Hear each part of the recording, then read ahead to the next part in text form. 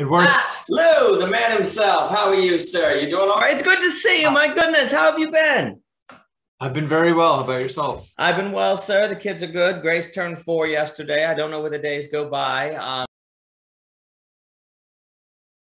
In different things. So, no, what would you say if I were to inquire? What would you say in the Heidegger class was something that surprised you, or you thought was because I'm very curious, like that you thought you hadn't thought about with Heidegger, or that struck you in a new way. Heidegger is one of those things. I always, my view of a great book is one you spend your whole life thinking you should reread.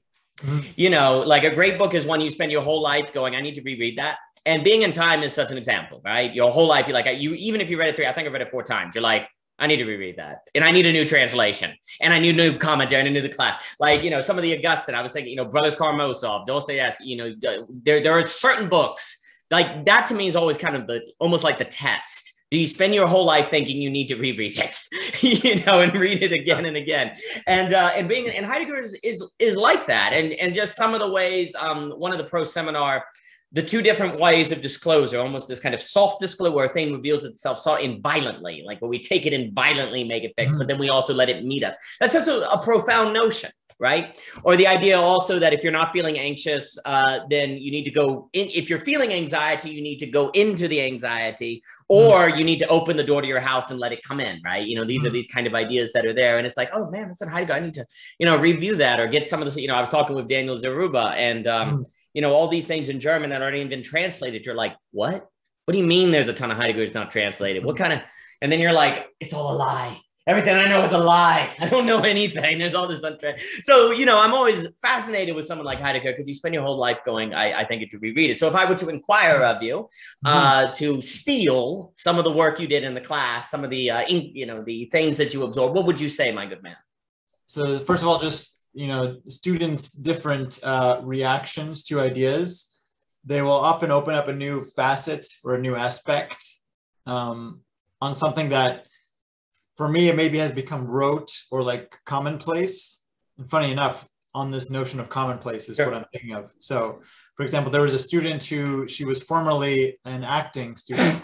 I might have even mentioned this in the pro seminar, but forgive my repetition if so. Please. And she was saying that as a theater student, you will be doing sometimes, your own plays. Sometimes you'll be doing little known plays from, maybe from the 18th century, whatever. But most of the time you're going to be doing well-known plays, Romeo and Juliet. Oh, sure. Much Ado About Nothing, all these, all The Importance of Being Earnest, Sure. Those are the ones that sell tickets, right? Those are the ones you practice. And it's very hard as a theater student, as an actor or an actress, to say some of these lines that you've already heard hundreds, if not thousands of times in your life. For God's sakes, I pity the man who's going to be Hamlet and has to do the to be or not to be speech, right? And she was saying that, there's all these crazy exercises. Sometimes, like, you put your head under water and say the line 10 times. You hang upside down with a person and say the line. You try and say the line backwards. You put some music on. You scream the line. You whisper it. Just putting all of these different, accentuations, things to try and hear the line in a fresh way, in a way where it can strike you, and it doesn't, and you're not just hearing like an advertisement. You know what I mean? In a way. Wow. And I really feel that gets to the core of kind of what Heidegger means by thinking. Where, in the beginning of his technology essay that we read, he says, thinking leads through language in a manner that is extraordinary. And part of what I got at that is that thinking is when you're not thinking in sort of these hackneyed, commonplaces. It's so easy for us to think like, oh, utilitarianism versus deontology, or, there are so many commonplaces that become just like ready-made sort of, even concepts, philosophical objects, and they facilitate communication. Right. We use tons of idiomatic phrases, but somehow thinking is getting into that place where things can strike you in their newness. And there are many different ways that one could do this. One way that Heidegger consistently likes to is to look at etymology, not to find like the obvious, like, here is the tried and true philology that we're going to publish in a journal now. It's like, no, it's kind of a playful looking at the origin of a word, maybe some poetic, puns, things like that. And he thinks, and I think that in many cases it's true, maybe not always, that you can hear a word or a concept in a fresh way when you look at it from a new perspective. Example I found was like so on the nose of something I've been trying to sort of articulate in Heidegger, is like Heidegger wants to break open things as obvious, break open things as meaning is just passed around like a card or something, and you actually like the meaning can strike you in this sort of fresh way. So that was one insight that I'm definitely, I've repeated already many times. It's becoming a commonplace for me. But there's this lesson also that like there's nothing you can do with language. There's nothing Shakespeare could have done in writing, to be or not to be, whether it was better to suffer, there's nothing he could have done that could prevent that from sinking into, it's not his fault that it became so popular and so repeated. And so there's a lesson there that there's nothing you can do when you write your book. Should be known for writers and philosophers. There's no way you can write your book that will guarantee no misunderstanding.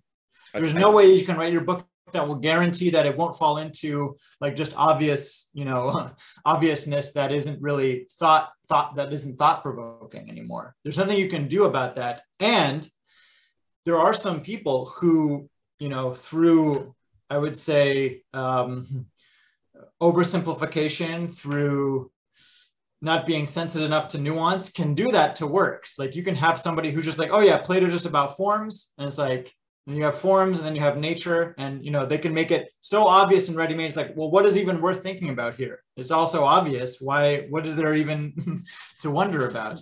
That's absolutely fantastic. A few things. My good friend Bernard Hankins, who I think is probably the greatest spoken word poet in America, just my opinion, but he literally will have these spoken word poems, Lew, off the top of the dome, 22 minutes. Wow. And the most intricate prose. His name's Bernard Hankins. There are some recordings online. He is absolutely unbelievable. Wow. And we would talk about Heidegger and spoken word and hip hop, and how, what do you do with spoken word, right? You're like taking terms, you're looking at new ways, you're spinning them. Hip hop is taking phrases, and using them, and how there's this way where you can take, because his big thing that we would talk about is how the hip hop approach to language is where you start to see all of these interesting like hidden meanings that you don't even know are there. So like formation, like affirmation, right? You take the word affirmation, right?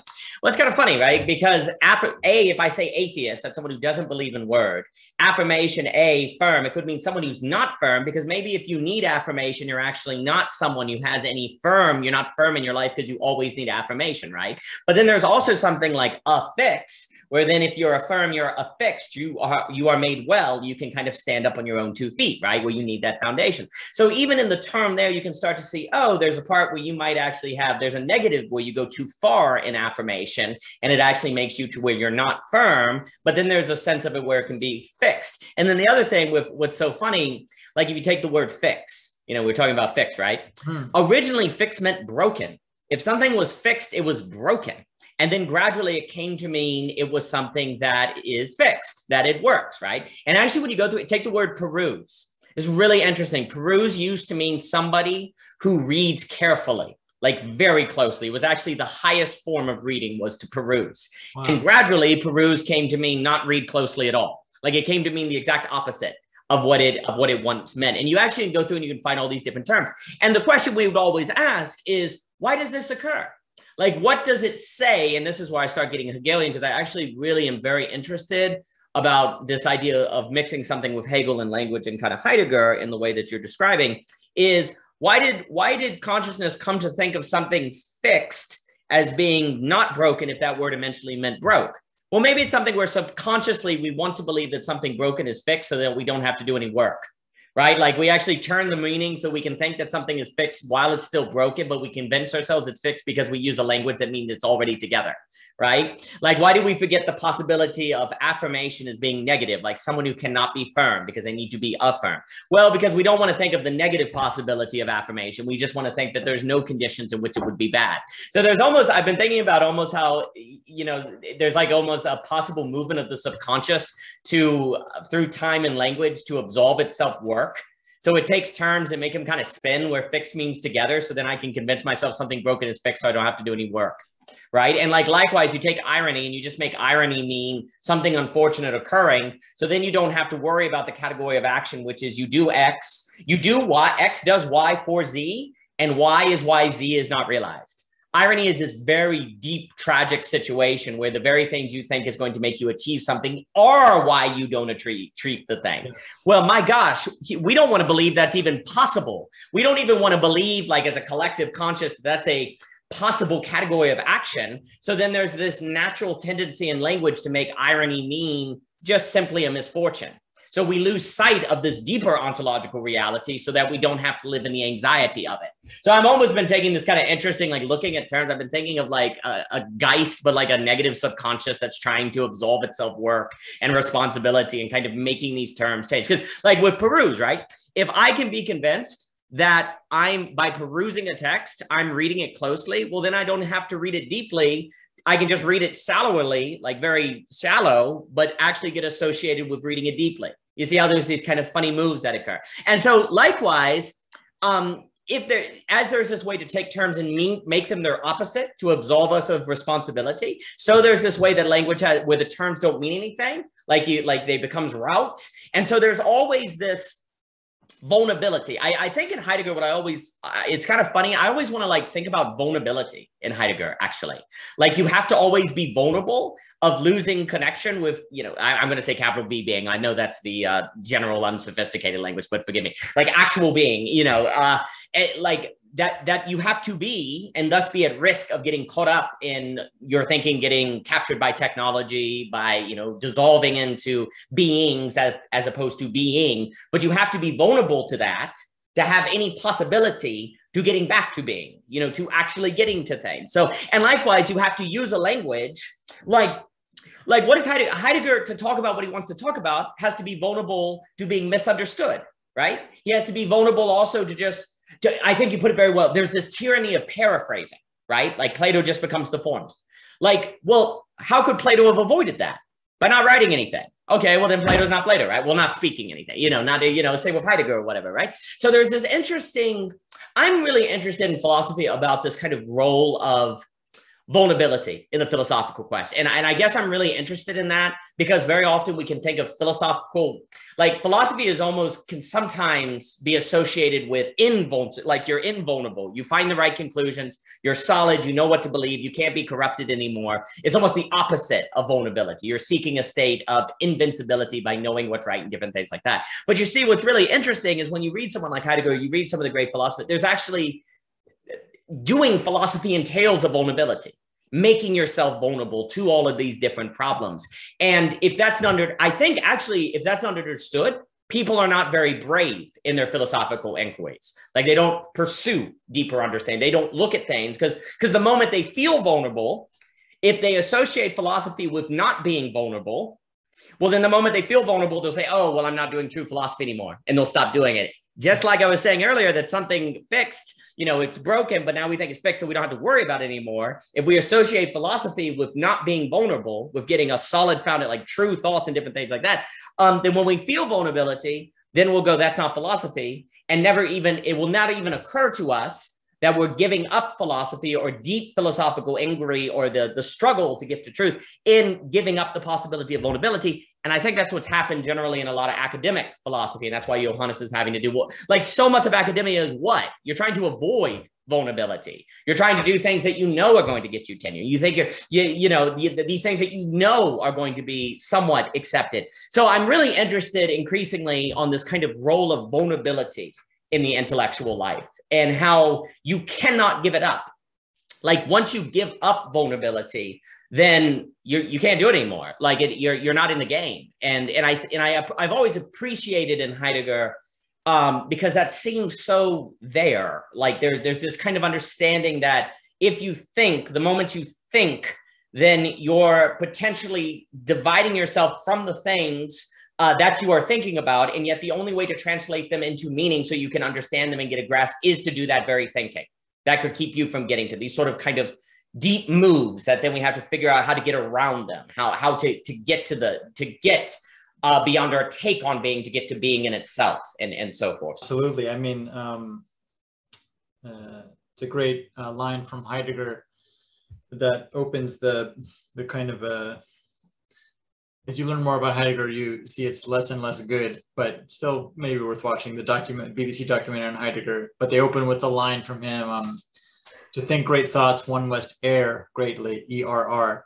Yeah, and perhaps err is even a close to, we're talking about something that, changes its meaning over time, like err. It's funny, Lewis, my name, in the Middle Ages was, I forget exactly how, but that was like the name for a knight errant, which was a knight who would go out on your errands, you could hire this knight to do things for you. Wow. And so that there's a word of there's a use of errant where it's like kind of almost positive. We still have it in our word errands, right? Hope they're not two different words with just different etymologies. Yeah.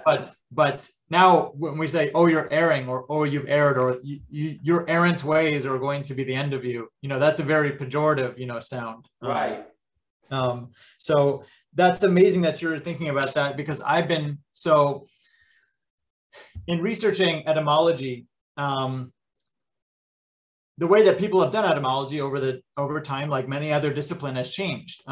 In fact, now it's like, can you even study to be an etymologist? I was trying to figure this out, and it's not exactly clear to me. I guess you would study linguistics, then you maybe work for a dictionary. It's not exactly clear, but part of that has to do with actually a change in linguistics as a discipline.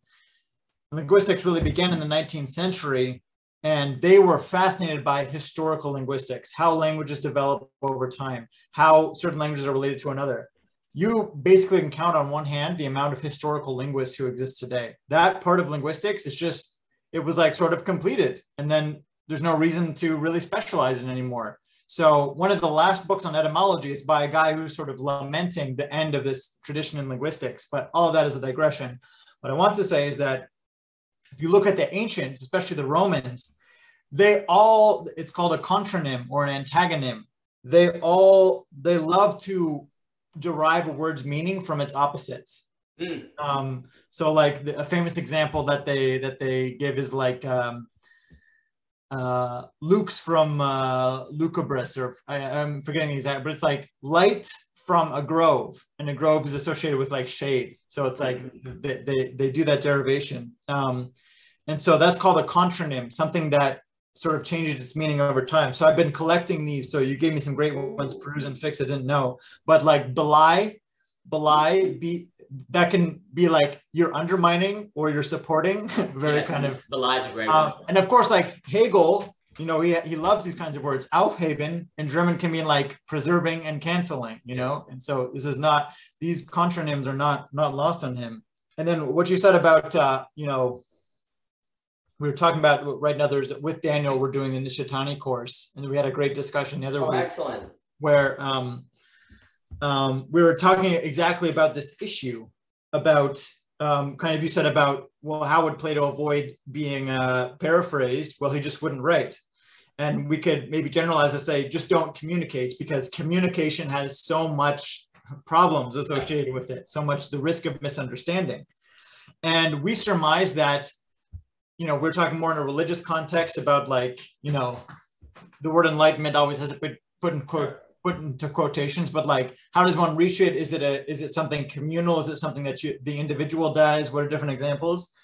And I made the point is like, there probably have been individuals who lived out in caves and felt no need to communicate their insights. They felt no need, and perhaps they didn't want to, because exactly of these risks of being paraphrased or being misunderstood. And so they died, but their insights died with them. And it's like, imagine I told you there were somehow we could document it, there are a million of these guys who just over the centuries lived out in the woods or whatever, and they all reached, you know, an incredible, you know, the peak of human spiritual and mental achievement, but we'll never know about it because they didn't write it down, didn't try to communicate it. That's right. So if we look at, say, you know, Plato, the cave, what does the guy do after he goes out? He comes back into the cave. What does Zarathustra do in the beginning of Nietzsche? Thus spoke Zarathustra. He spends a decade, he says, gathering all this honey, but he's like, he's overflowing with honey. He needs to give it. He needs to communicate it. So you and I are speaking, you know, we're doing these classes, perhaps, you know, in different parts, we're having discussions, podcasts.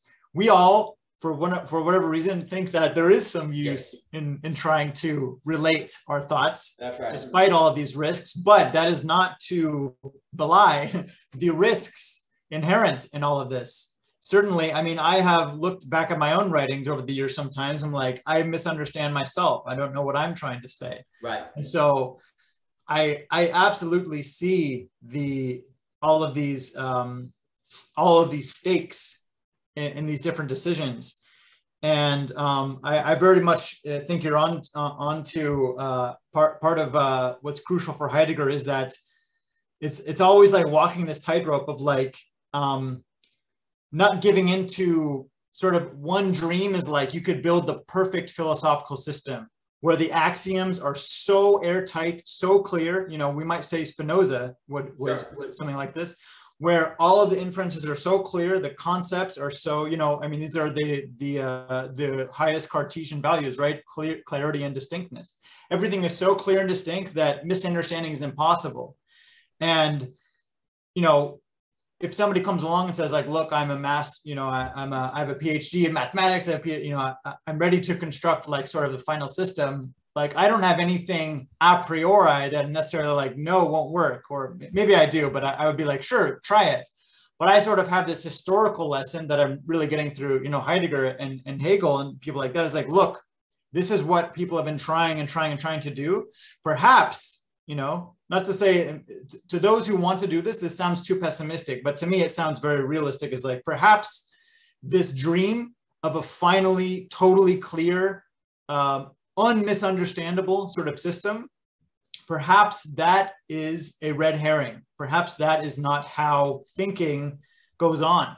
And perhaps we're being led astray and we are actually riding roughshod over important aspects, important inherent ambiguities in life, in thinking, in, you know, even things like logic and that themselves seem like rock solid.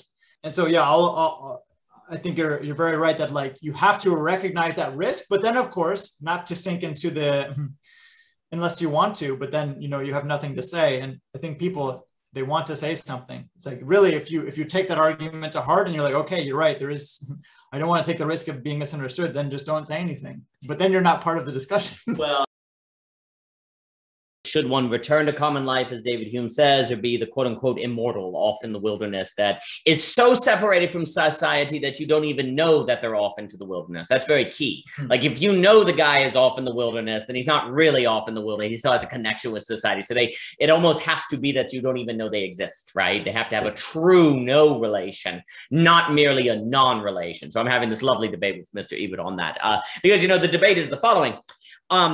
You know, with the whole David Hume thing that I always talk about, like where you start in a common life, you go to the Ivy Tower, or you go to the place of learning. It doesn't have to be an Ivy Tower. And then the question is the following. You know, David Hume says you must not stay in the place of learning because then it's going to be authoritarian. You're going to start thinking how people should lose their lives and it's going to be controlling. You need to return to a common life.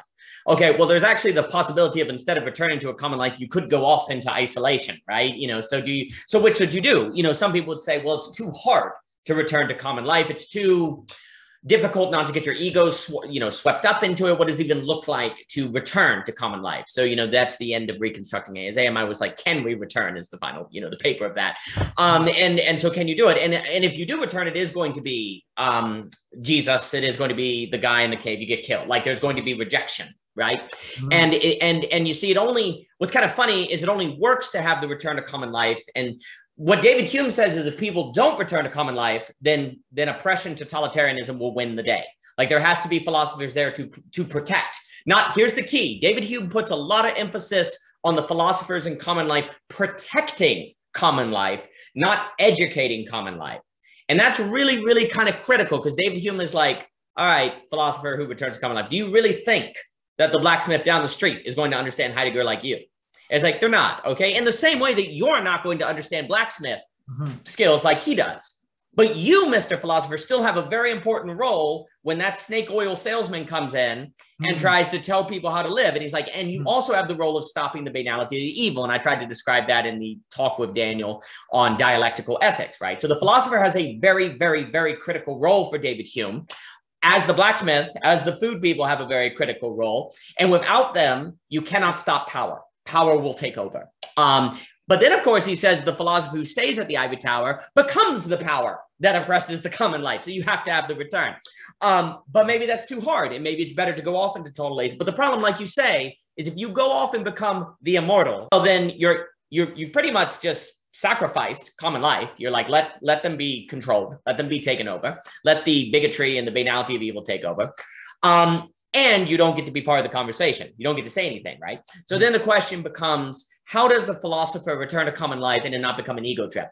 How do they do it and do it in the right way? What does it mean to return to common life? What does it mean to make what I call the real choice of embedding yourself into a life as opposed to running to it? And that's a very, very serious question that we have to take seriously. I really like terms that mean they're opposites. I think this is really important because I'm really interested in something that I almost want to describe. Like you have, as in Hegel, you have consciousness for itself, towards self-consciousness, but there also seems to be almost a negative consciousness as well in development. That is almost the Freudian kind of negative, the ego in a bad way that's trying to save itself work. That's an operation. So if we can make, that also says something. So if errant means someone who does errands, but then errand becomes error, and errand is bad, that means in capitalism, if you have errands, you're doing something wrong.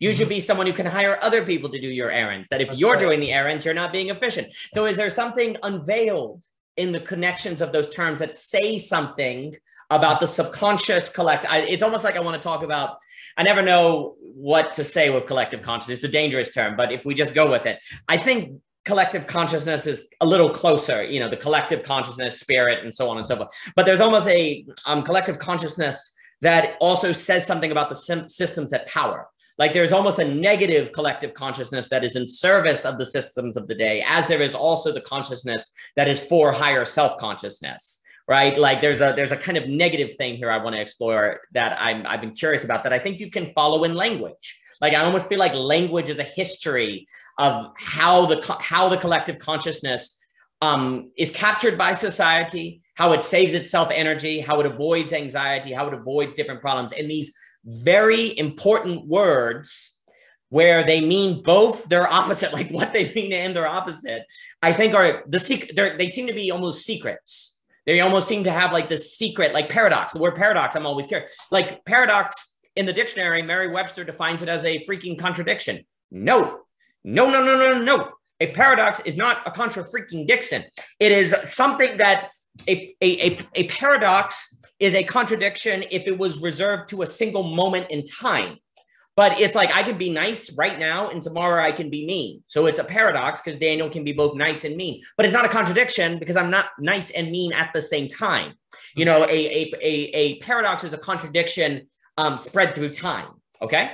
But if you just make a paradox a contradiction, well, then you never have to worry about contradicting, like you never have to worry about being paradoxical because a contradiction negates, right? And if a contradiction negates and a paradox is a contradiction, then the category of paradox is not one I have to think about.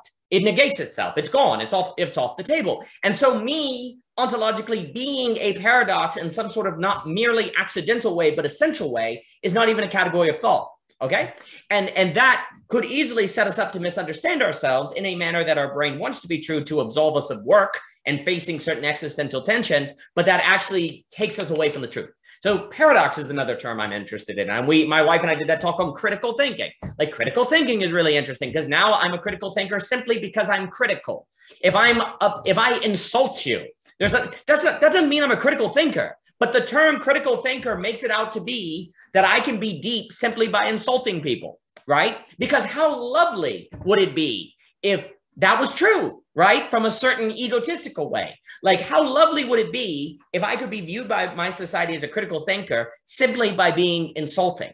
And there is something about being insulting that makes you stand out, because most people are going to be nice and say the movie was good, even if it wasn't. And the one guy that says it was bad, they kind of stand out.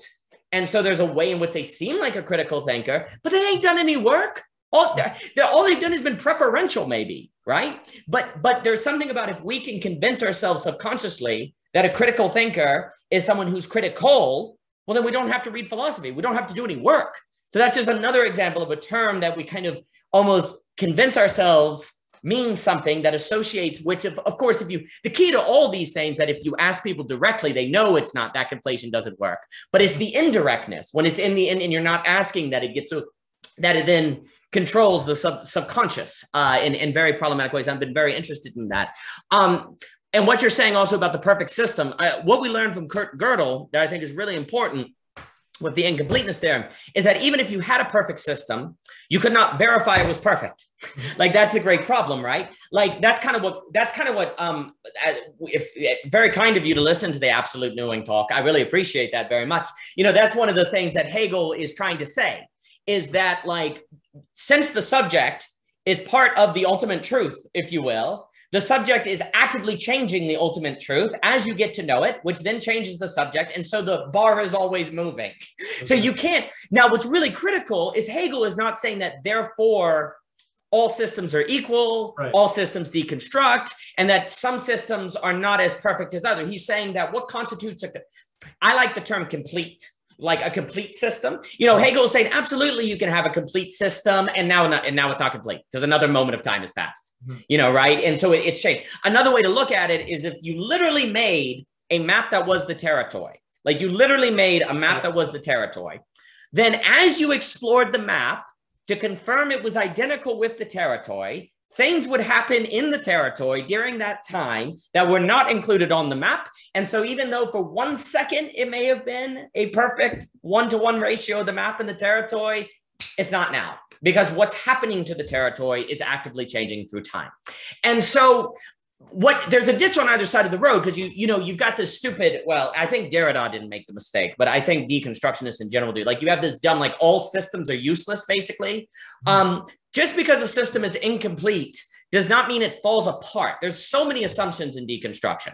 All right, even if Spinoza is incomplete, it doesn't fall apart like that. Like, okay, it's incomplete. Like, there was a house down the road that the third floor was literally not finished for 10 years, but the first 2 floors were fine. They lived in them perfectly. Incompleteness and deconstruction, like fall apart, are not the same freaking thing. And the deconstructionists make that mistake all the time. Likewise, just because a system, it is possible to achieve, this is how I would say, it is in theory possible to achieve a complete system for a moment of time, even if 5 minutes later it's no longer complete. That's a very big difference from saying that a complete system is impossible entirely. Like, and it's kind of a small point, but it actually is, I think, significant. Like you can in fact create a complete system that then just 5 minutes later will no longer be complete because things have changed. Like, so it doesn't deconstruct. You actually did, relative to a moment of time, perhaps theoretically achieve a complete system. But since the territory was changing under the map, it's no longer the case. But there was a moment in time, just maybe even for a second, where the map and the territory did in fact match, even if you cannot verify such was the case because you can't be viewing both. It's important to note that is a theoretical possibility, because then truth is like meaningful truth, meaningful philosophy is possible. And if you concede to the deconstructionist that the fact that the bar is always moving on completeness, that equals deconstruction, well, then it's over. Like, that little nitpicky detail actually has a big impact on if philosophy matters or not, or if any system's effort matters. Now, again, I think Kurt Gödel is correct that even if you achieved a complete system, you couldn't verify you had a complete system. But note what he's not saying. He is not saying that therefore the system is wrong. That is so freaking important for Gödel. Gödel is saying you cannot you cannot verify it's complete. If you have completeness, you can't know it's complete. He is not saying that completeness is impossible. He's saying that if you can verify it's complete, that means it can't be complete because there has to be an opening which through that verification can occur. And if you can't verify that it's complete, that would be evidence that it was complete, but you can't verify it, so you can't act. He's saying you can never get an axiom. You know, you can never axiomaify, whatever that term is. You can never make it axiomatic. But he is not saying the effort is therefore fruitless. He is saying that the analytical Fitch, Bertrand Russell, kind of that sort of analytical effort of completeness is not possible. But he is not saying that there is no such thing as philosophical knowledge or understanding or efforts. And again, my freaking gosh, that to decouple incompleteness, deconstruction, you know, completeness, you know, the absolute truth, decoupling these terms is so important. But again, it's almost like the collective subconscious wants to conflate these things all together because then it's absolved the responsibility of philosophical reasoning, right? And so it's all Heidegger, right? It's the techne collective consciousness wants to conflate these all together because if these are all conflated, then they can all be what? Deconstructed. And if deconstructed equals falls apart, well, it all falls apart. So we don't have to do it. And then technological thinking wins. Captured thinking wins the day. And actually, I think it is important from a Freudian sense that the subconscious mind actually does want to be captured. That's really important. The subconscious mind wants to be captured. It wants to have technology do its thinking for us. It wants to escape from freedom. That's the philosophical consciousness, the one seeking self-consciousness, if you will, wants to fight that. It's trying to fight itself. But it is really important to note that there is a part of us that doesn't want to have to do this hard thinking. And it's on a collective level, it seems like it's conflated all these things together because then it can dismiss, you know, it can dismiss philosophical reasoning and then, you know, technological thinking wins. And then we don't have to do any work, right? You know, we're saved of all of that. So I'm just really, like I said, I'm thinking of it. I don't have a term for it, but this kind of collective subconscious, this collective subconscious that wants to be captured, that wants to fall into technique. And I just see it conflating these terms together or conflating these things together in order to give into those base natures. You know, like it wants, you know, Johannes wants to do so much on economics. It's you know, another one is the conflation of price and value. You know, if I can conflate the conflation of lazy, you know, lazy and leisure. Right? That's another one. Like if I conflate, you can never have leisure, you know, right? Because you're being lazy and then capitalism wins, right? And also it would seem as if the collective subconscious wants to fall in line with the predominant system of the day because it doesn't want to stand out because that's scary. So it seems like the collective subconscious does tend to serve whatever the system is of the day. Because it doesn't want to stand out because that would be the Kierkegaardian individual or something like that. So no, there's something I find really profound occurring with language and these conflations of terms, something that's unveiling almost the negative Geist, I suppose I want to call it, like this kind of negative collective consciousness I want to explore. I think it's very, very, I think it's very real and I find it tragic. So much to think on, really, you're really on to very profound things. I definitely want you to say more about what you're calling negative consciousness. And I'll say more about that in a second. Well, in all honesty, Lew, it's a thought I've been had since I've been doing. I've now this page on absolute knowing that I've done is 70 pages long, and it's like this giant monster. And now it's connected with thinking about constnoumenon as a picture frame, like something that sustains an entity, as opposed to keeping them from the. So it's like this complete monster. And I was thinking the other day, I was like, well, it's interesting with language because I've been doing these. We did this series on paradox and critical thinking. So I was like, it's almost like there's a negative collective consciousness. So I don't have a good term for it or different. It's a thought that's kind of in the blink because I've been looking at absolute knowing. And as you know, the consciousness, it's I don't want to say it's positive, but it's kind of, there is a little bit more of a push toward self-consciousness. And I think that's true. I think that's absolutely the case. But if I bring in a little bit of self-deception, if I bring in a little bit that there's a negative part of us that doesn't want to know the truth, that wants to fit in, right? So maybe I shouldn't call it a negative consciousness. Maybe it's the ego. Maybe it's just the collective ego. And consciousness is trying to resist the ego, but there is this, in order to participate in the movement of consciousness towards self-consciousness, we have to resist the collective ego.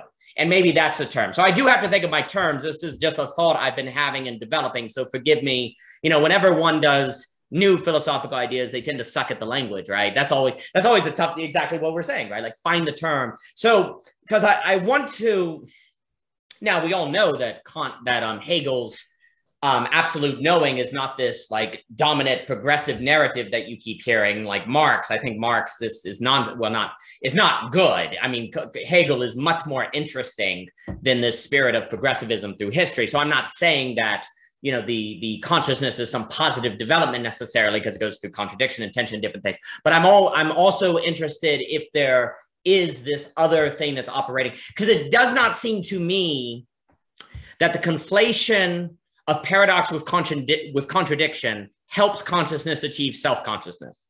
You see what I'm saying? Like if we accept Hegel, right? Like there's this idea that the movement of consciousness is toward greater self-consciousness, and then we get into spirit and absolute and so on and so forth. But there clearly are things that happen, and there's a history of things happening that we see very clearly in language, where I do not think the conflation of fixed or the movement of peruse to peruse, like what's going on there? Is consciousness really achieving higher self-consciousness by peruse flipping its meaning? Is consciousness really achieving higher self-consciousness by flipping fixed? Why did that happen? What would have occurred to make that happen? Like, is that consciousness, or is there something like, does consciousness get higher self-consciousness by calling smart people critical thinkers instead of dynamic thinkers? Like, why critical thinking? Why did the phrase critical thinking stick, on the collective level? Like, why not dynamic thinking? Like, dynamic thinking is so much better than critical thinking because it doesn't put too much onus on criticism.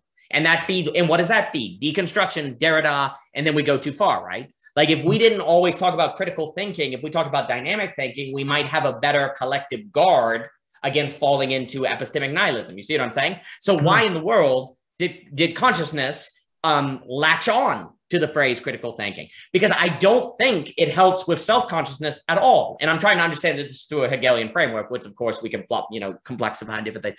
Yeah. Well, it would seem that there has to be something else in operation, not just consciousness seeking self-consciousness, but it almost seems like there has to be something also in operation that's trying to thwart, that's trying to actually stop consciousness from getting self-consciousness. And now we get like this battle of angels and demons, good and evil, and different things like that. But it would seem that there is some sort of collective ego that is actually trying to thwart the operations of consciousness to achieve self-consciousness. That seems independent in at least how Hegel's describing it, of consciousness, and yet is still in operation in terms of the human psyche. And now, again, of course, there's easily things in Hegel that addresses all of this, and untranslated in German I don't know about, are parts of the phenomenology of spirit that I'll read for 30 years and not understand. Like you go through the history of language, it's like, why are there so many terms that came to mean their opposite? Like what's going on? And when you think of that occurring through a Hegelian framework, it doesn't quite work. It doesn't really make sense. I don't see consciousness gaining higher self-consciousness through these conflations. So, that's what I guess I was thinking about. One other thing you said about it that I really, that stuck with me was this notion of there's a kind of parsimony at work in this negative consciousness. I think the way you put it, that it's saving itself work. Yes. It's trying to do the least for the most. Yes. And that is one way of thinking about something like the technological mindset. Yes. And that it tries to, just maxima and minima in calculus. It's trying to optimize getting the most for the least. Yes. And actually, this is very important with the logical tradition that culminates in Gödel, because there are many thinkers, Bertrand Russell, you mentioned included, who are trying to what is the least, the minimum viable logical vocabulary? Like, can we do everything with just and or? Yes. And not, and then there's even more parsimonious ones. And that notion of trying to get the most out of the least, that is a very important attitude. And I just want to flag that because I think it's really interesting that you associate that with the sort of negative part of consciousness. And in some of my research related to Heidegger is in the early Heidegger, and the early Heidegger is quite influenced by this tradition called the Lebensphilosophie in Germany, or philosophy of life, which is not really a tradition, but it's sort of an ad hoc name for a series of thinkers, like including Nietzsche, but also like Dilthey and different figures. But an important word in their sort of realm that Heidegger also touches on is notion of resistance. And this notion of the subconscious as something that wants to be captured, that does not want to resist or wants to give in to what resists it, that it wants to sort of give way. I mean, immediately I would associate it kind of, this is what might be tricky about is bringing in this sort of Freudian language, because we would have to look, there actually is a book, Freud and German Idealism, because I think Schelling is the one who actually coins Unbewusstsein, which translated to English as the unconscious. Yeah. So, and he coins that because of a logical sort of possibility in his thinking. Like he sees that, oh, what I've said so far, based on my principles, I see that I'm sort of leaving something out. And so he has, it's a name that is sort of the opposite or the contrary perhaps of consciousness. And so that sounds like a very strange thing. One side note here that I think is very important, the sort of main theme of all my thinking is like Heidegger and Hegel, how to think them together if they can be thought together, and if they can't be, how to think them, awesome. how to think their confrontation with. So that's what's been guiding me. That crystallized for me around maybe 2011. So that's sort of where all my work is ultimately aimed at. Well, that's freaking divine. That's outstanding. So what Heidegger, one thing that he is absolutely consistent on, maybe there's some very early essays where he uses the language of consciousness, but he and Husserl, one of his most important teachers, talks about consciousness all the time, phenomenological, so. Sure. But Heidegger, I'll have to find where exactly says things like this, but just as a matter of practice, he makes sure to never use the word consciousness or any of the language of consciousness. And he doesn't even say why, I think early on, but at some point he does say it's like, it's just a whole bundle of problems. It's that, it's a very strange thing, what exactly it means. It comes from the word for conscience, like your moral conscience, that's where it originally comes from. And so it's just a very strange thing, but it does so much work in Kant, all of the classical German philosophers. So it's not as if he was unaware of it. He just made a very deliberate say like, I want to think the human without consciousness. And this leads to some funny things. I saw a comment once on a YouTube video for Hubert Dreyfus, who was like sort of the first. Oh yeah. And the video was like his lectures from the early 2000s, which I listened to, but on this occasion, I wasn't listening to them. I was just looking at them for some reason. I can't remember why. But in the comments, it was like, hi, I'm a former student who took Dreyfus's class, this class on Heidegger back in the 80s. It's like, I'm so happy he changed his terminology, because back then he was saying like we were walking around basically asleep. And I think that Dreyfus was sort of tapping into this aspect of Heidegger. Heidegger de-emphasizes consciousness so much that Dreyfus, in playing up this sort of move, would actually strike students as like, it sounds like we're almost like zombies. And there is another tradition in modern philosophy, the very intense physicalist materialists, who also want to eliminate consciousness for very different reasons, because they think it's like, it's an illusion or it's not scientific, blah, blah, blah. Heidegger, like, he's definitely not that way. He definitely doesn't want to say like, take anything away from the human being, but he thinks that consciousness is sort of we might say a more superficial phenomenon to the being of the human being. The being of the human being is not consciousness, but these are all very important things to discuss, because I don't think it's that easy to get one over on. So that's all just a side note. But in my self-thinking, I find sometimes the language of conscious, subconscious, sort of the Freudian terminology can be very helpful. And especially in this case where you're thinking right now, because this notion of this sort of part of us that wants to be captured. I mean, I don't know what I'm about to talk about too well, but I do know that I think like people like the Frankfurt School, Adorno, and also people like Deleuze, they talk about a sort of inherent fascism in human beings. And I think that I think that would mesh well with sort of what you're talking about to some degree, because I think they characterize it as like the part of human being that wants to be ruled, that wants to have an authority to sort of follow.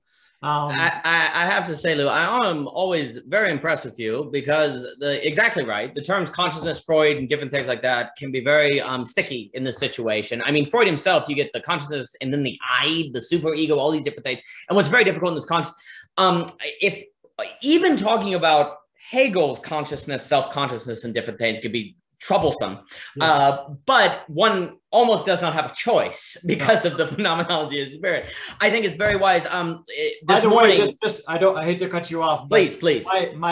My teacher, who George de Giovanni, he translated some of Hegel's stuff. He would always say, like, he had a thick Italian accent. He would say, like, in Hegel's day, the phenomenology was written using the language of consciousness. Today, if we were writing it, we would not use this language. So even he, very, very devoted, staunch Hegelian, Hegel ride or die kind of guy. Right. He saw something, and for nothing like Heideggerian or materialist reasons, but I think just from pure conceptual clarity, he was looking at Kant and Hegel and be like, man, the language of consciousness really is murky.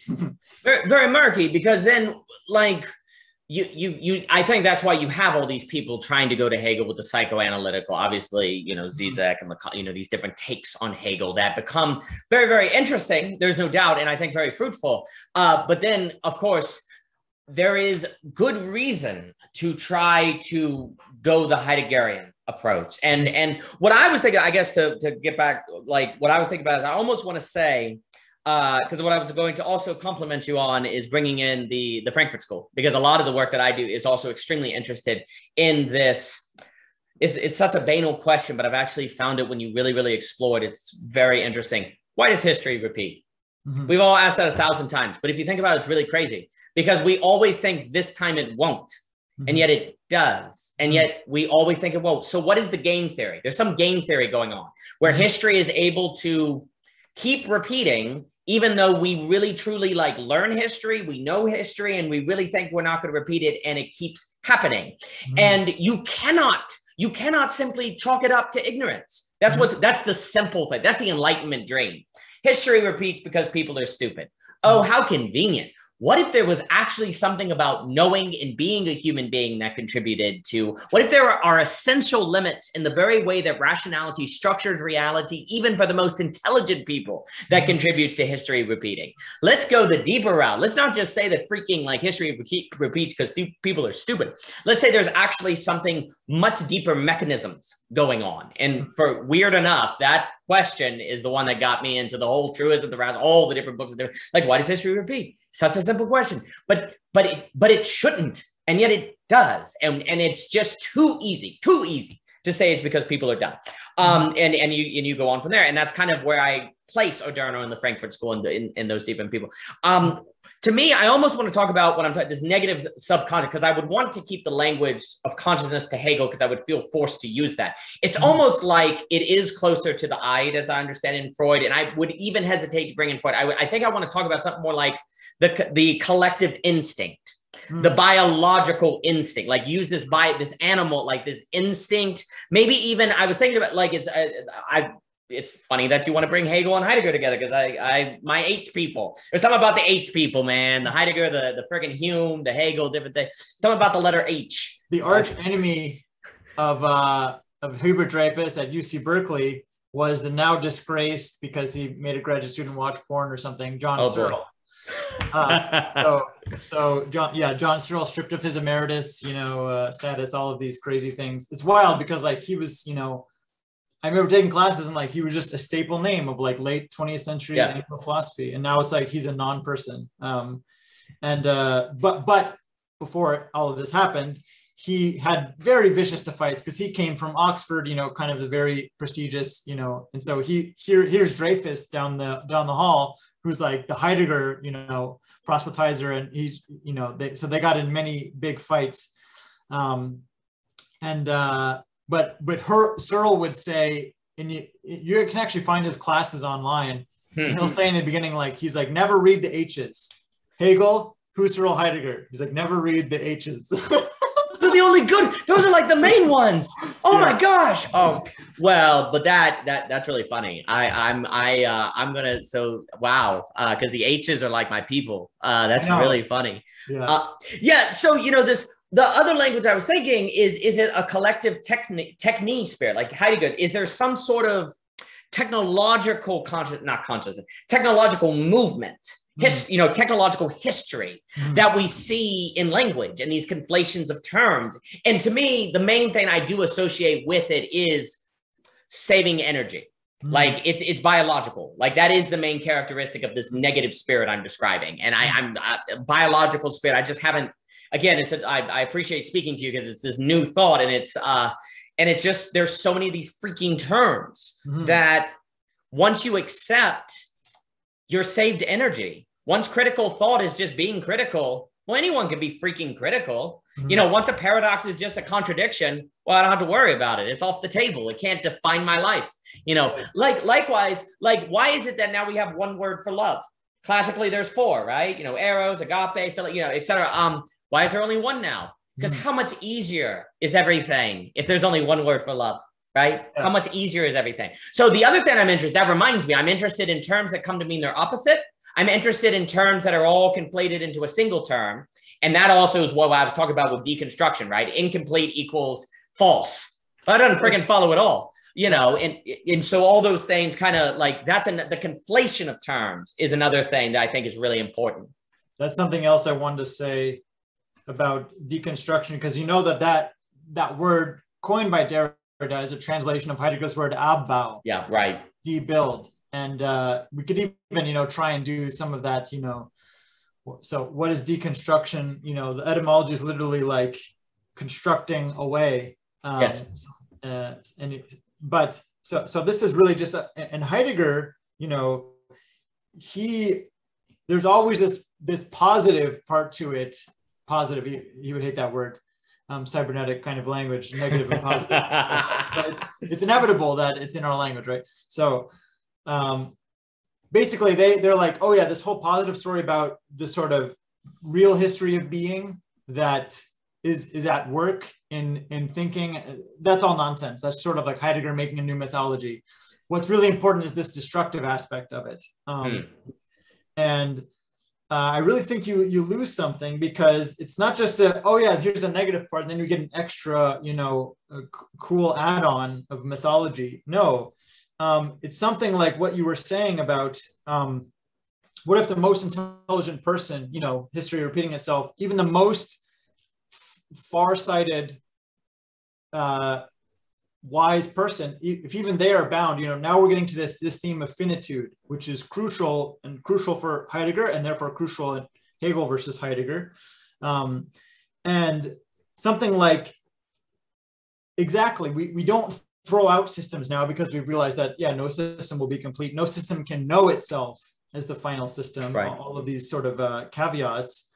But we can go the sort of, I agree with you, this sort of very facile deconstruction. Oh yeah, therefore there's no point in systems and systems are dumb.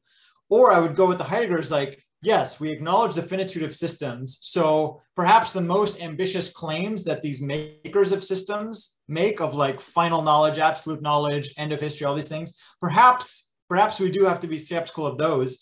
But the systems themselves now under this Heideggerian deconstruction, it's not that they disappear and are no longer worth learning. It's that we see them in a new light.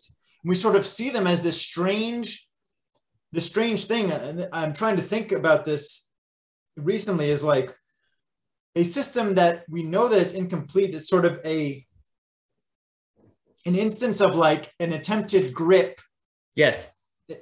It's a finite grip. It's an attempted grip. And humans, this is a very Heideggerian thought, humans cannot help but try to have a grip on their world. Yes. You're not, unless you like lobotomize yourself, you're not, you just, even if you are the blacksmith, you still are using a language, you still are using concepts that were at one point thought by somebody, even if you're using them sort of in a very automatic way. So the series of grips that humans have tried to like have on being to try and really like, the image I have is like, imagine there's like a big metal sphere and your task is to cover it with a blanket. You need to cover all the surface area, but you're just given a blanket that is too small. It's never going to cover the entire surface area of the sphere. So you're trying all these different angles. And it's not as if one covering of it is better than the other necessarily. So you can see the series of, this is why Heidegger is very not, progressive, because it's like the ancient Greek grip on being is one kind of grip. The Christian grip is one kind of grip. The technological grip. These are all in a way equally valid. That's why, like, if he's going from his own principles, not his rhetoric, Heidegger he can't condemn technology and valorize, I don't know, peasant life or something, because that's not what his thinking is really getting at. It's getting at like, how do we conceptualize these grips, these finite attempts to grasp the whole, but always inevitably fall short. And now that we sort of have arrived at this point, if we follow Heidegger all the way, that we're sort of aware that this is what's going on. Now, what do? We're aware that we are system makers. We're aware of this inherent finitude in our ability to fully systematize. Does that mean we throw up our hands and say everything is relative, or we need some sort of new way of thinking about finitude and what completeness would mean with knowledge of this finitude? Because it's not as if like, oh no, complete is impossible, so it's just a dream that we need to abandon to be more, I don't know, realistic or something. That's too easy. That's like a 15-year-old atheist like. but what you're saying, this is perfect. This is outstanding, because so I'm going to call this negative subconsciousness that we're wrestling through. I'm going to just call it here the instinct collective, the instinctual collective, the IC, we'll call it. So the IC arrived at Derrida per se. Humanity, the collective consciousness, the consciousness arrived at Derrida. I think if deconstruction would have been called incompleteness or reconstruction with the R, the RE in parentheses, how I like to put it, then our entire take on Derrida could be very different. Mm-hmm. We could see what he's doing not as finding that systems are incomplete and therefore they fall apart, but finding that they're incomplete. So therefore, what are they doing?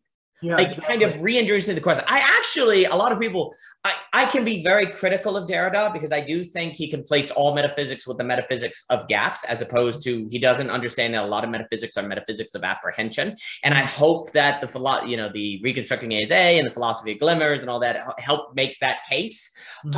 But Derrida himself was actually not the hard nihilist deconstructionist that people make that his followers can be. I've had this recent sort of realization too. I've had friends who are,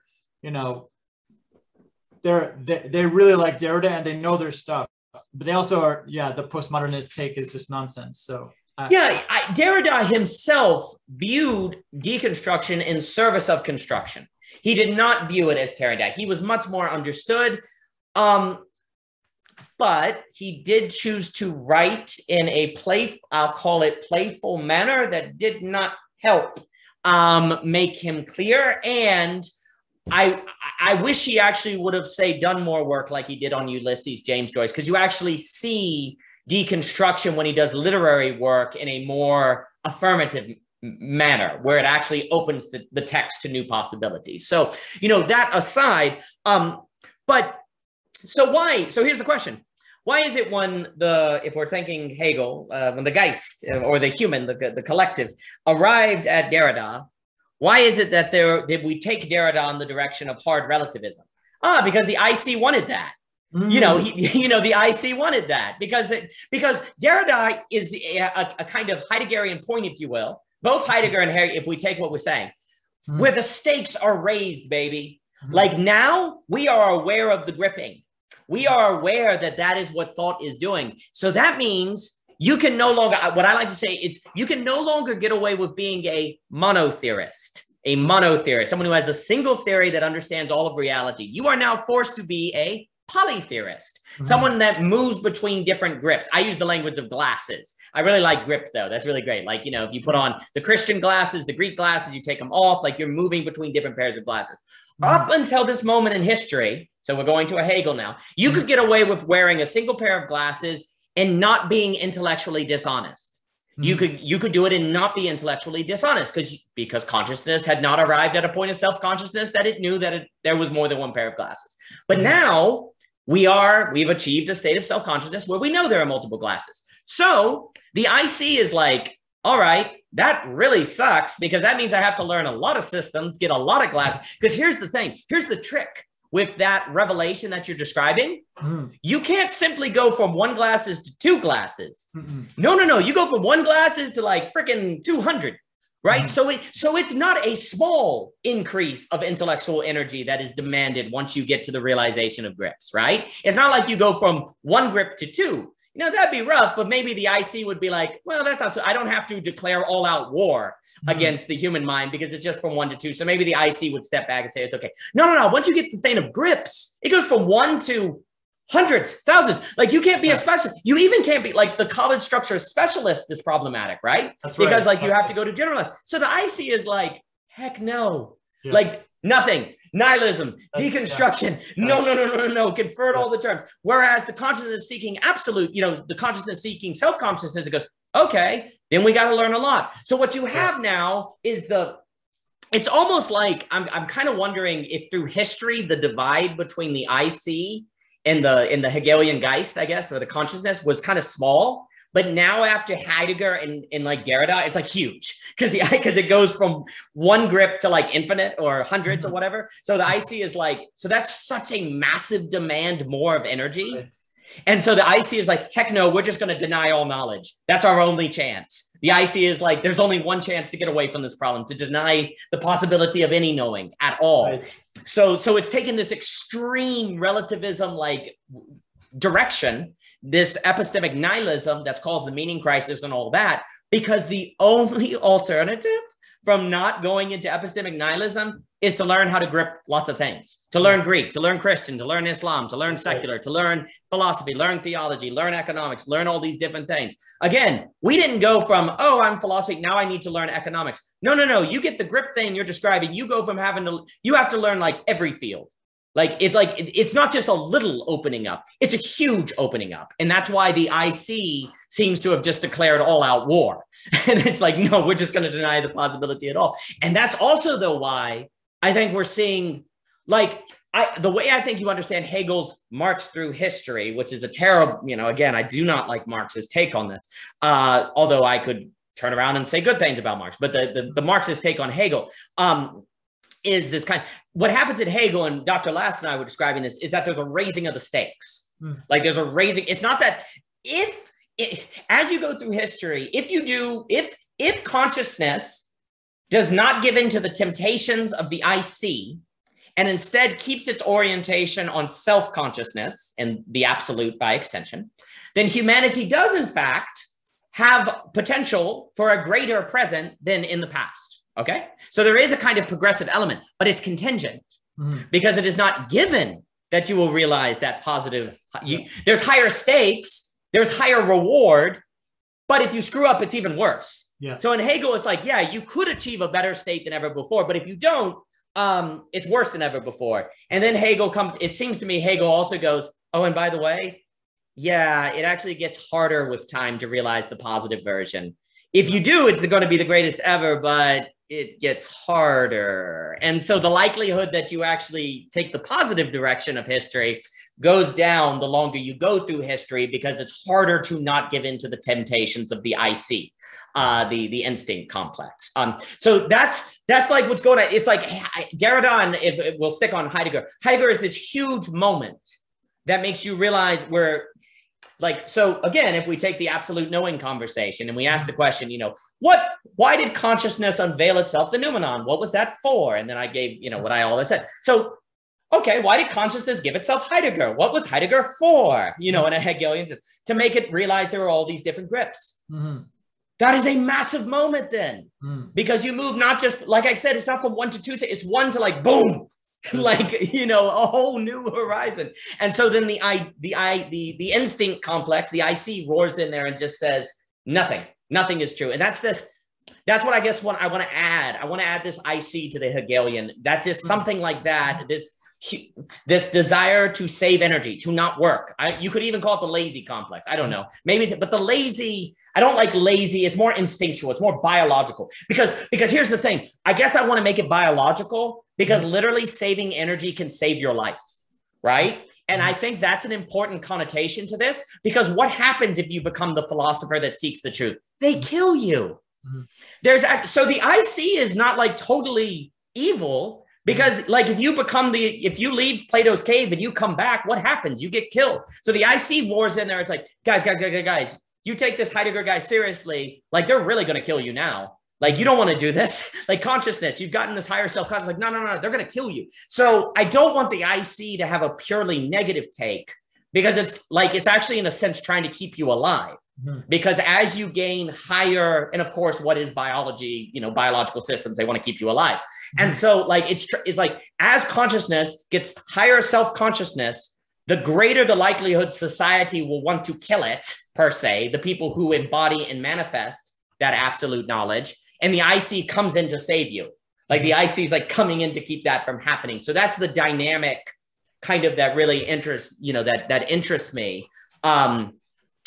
So that's the only thing why I don't want to say lazy. I agree with you that the Freudian language is dangerous. I want to avoid that.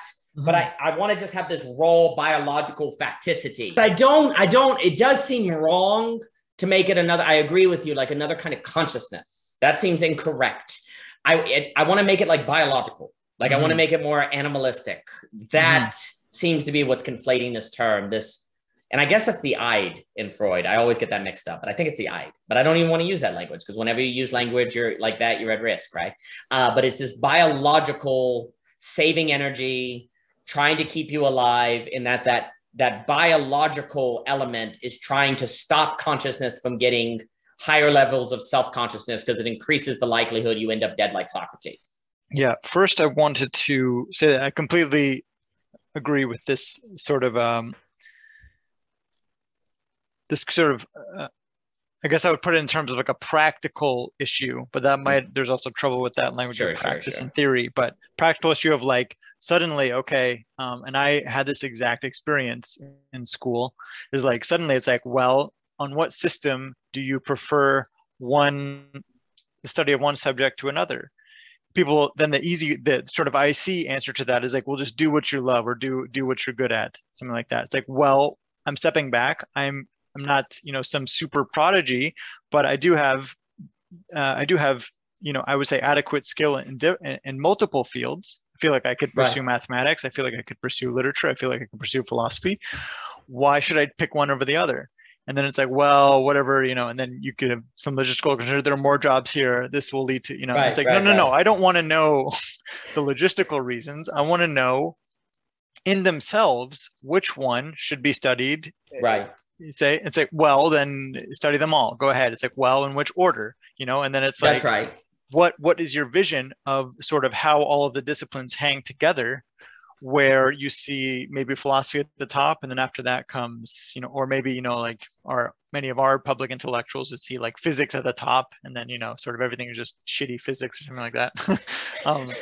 But you know, and there are many unexamined assumptions, and especially, you know, one thing that's really I've been on a hobby horse about is sort of like the arts and sciences as a divide. It's like, that's really a modern divide. Of course, you know, the ancients did draw distinctions between the different disciplines, but it was not like sort of STEM people over here, math people over here. It was on a gradient. It was literature. It was all on the same gradient. It was, you know, it was very, and one fascinating way to look at this, look at the history of logic, which I've been studying, which sounds very boring, but it's actually very interesting, because logic began as a liberal art.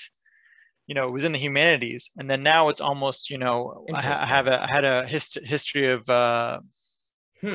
philosophy professor who said that logic is now an orphan, because it's like pretty much only mathematicians really study logic, but it's not exactly considered a mathematical discipline. So it's strange where it even goes, but it's interesting. It kind of follows these grips of going from like a liberal arts, and then Descartes is like, he is pissed about these logicians, these scholastic logicians, and he only wants mathematics. And I found this amazing 19th century exchange where literally have these two guys arguing like, we should have math as the core curriculum, you know, for students. And then guys like, no, we should have logic. And they argue with each other. It sounds ridiculous to us. Like, well, of course, math and logic go hand in hand. It's like, no. You can either have math or you can have logic for them. So it's interesting how logic, the logos changes. Anyway, all of that to say, you know, how do we envision everything hanging together? And I would say that with this explosion of different grips, nobody has any grand vision of how everything hangs together. You know, of course, we can have some people who try to be good, you know, say, you know, get a math PhD and a literature PhD or whatever we would consider authoritative now. That sounds ridiculous, but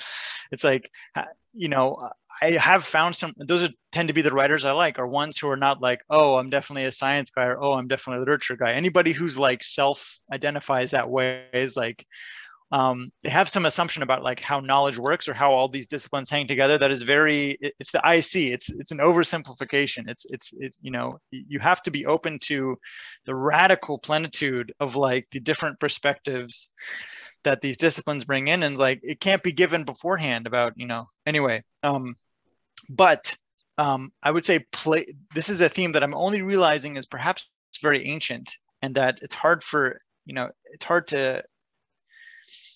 it's surprising to me to think this is ancient, because I think of the modern, you know, I was born in the end of the 80s, so I'm like I guess I'm a middle millennial. Me too. Okay, yeah. Nice. You know, so I had a little bit of Gen X influence, and yeah, we're a weird generation, man. Like, I heard us once called the Oregon Trail generation. Remember the Apple, like the game? Oh yes, the Oregon Trail. Oh, yeah, I was like that. Yeah, that's Trail, it. Yeah. Well, this weird group. Absolutely. I mean, it's like I remember pre-internet time, but I also feel very comfortable on the internet. That's right. So it's like, and so, you know, Gen X is often characterized by as a very kind of nihilistic, reacting to the over activism, the over moralizing of the baby boomers, a kind of nihilistic, you know, generation.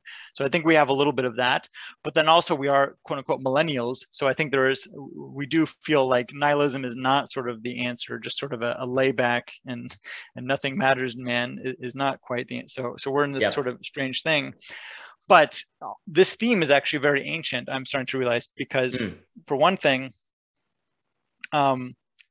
Hegel, you know, he really railed against people like Friedrich Schlegel, these ironists who sort of want to see the relativity of everything and don't want to commit to any position, and don't want to be open to sort of like having to do all the work of like, it's like, no, they kind of have this comfortable irony. And that's something that like definitely is characteristic of so much of the quote unquote like pop culture, I would say, that like has been like, you know, I've been like a fish in water in this stuff, is like sort of always be ironic, never commit too much. The dude who's like really talking, you know, about what he's passionate about at a party is kind of cringe, you know, all of these kind of, just this general sense of like irony is sort of the de facto, like a distant irony is sort of the default mode.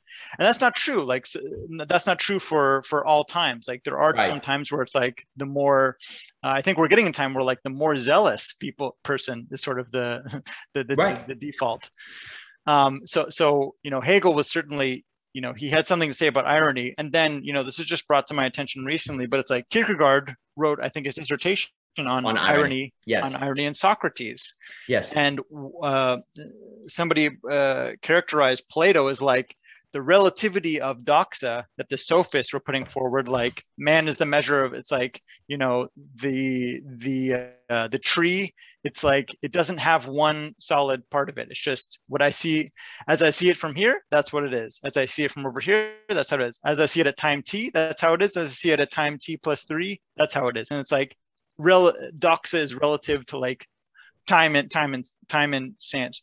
Plato's like, no, like there's something that subsists. There's something like, you know, the appearance, the form, the being of the tree that resists change and that endures and is not relative to a moment. And so he perhaps, you know, if we see the sophists, these different, you know, amazing Greek philosophers as in a way like prototypical sort of like ironist nihilists in a way, which is not a totally fair characterization, but some way like put it on a spectrum, then I don't know, that really is very helpful to me to see that like the problem we're in is, I think, very much magnified and really very, because all of these disciplines are up in the air in a way, and it's like nobody really has any sort of grand structure. It is, I would say, seems unparalleled, the challenges that confront us. But as a type of issue of like sort of trying to prevail without oversimplifying, but also without sinking into irony, like this, I'm starting to learn that perhaps this is what many great philosophers have faced. But I don't want to undercut, history repeats, of course, you said, but then also I don't want to undercut the uniqueness of our moment, where, because I see that in some people, they're like, oh, well, we can just totally repeat Hegel, and like, because he already basically dealt with everything. And it's like, part of me kind of agrees with that. I agree with really going back to a historical figure, but there is something also like our time has its own properties, let's say, that I don't think we might not be able to find already figured out somewhere. This is very, very critical. I am a fan of like the Neil Postmans, the Marshall McLuhan, on the idea that history is really defined by its information technologies. And the world after the printing press is really, really different. And I really like William Ogg, because he was a great thinker. And but anyway, like the world pre-writing, like we can't even imagine, because writing actually changes how you speak. So like, and that's Org. He talks about William Ong. He talks about like how literally people spoke different. I have a great little just thing I learned about this. One writer puts the peak of like literary, the codex, the written culture in like sort of the late 18th century. And he does this the little vignette of a woman who literally, before she was sent to the gallows, sent to the guillotine in France, she made sure to like write, a letter to, and give it to somebody. It was like, she didn't want to say any last words. She wanted to write down something.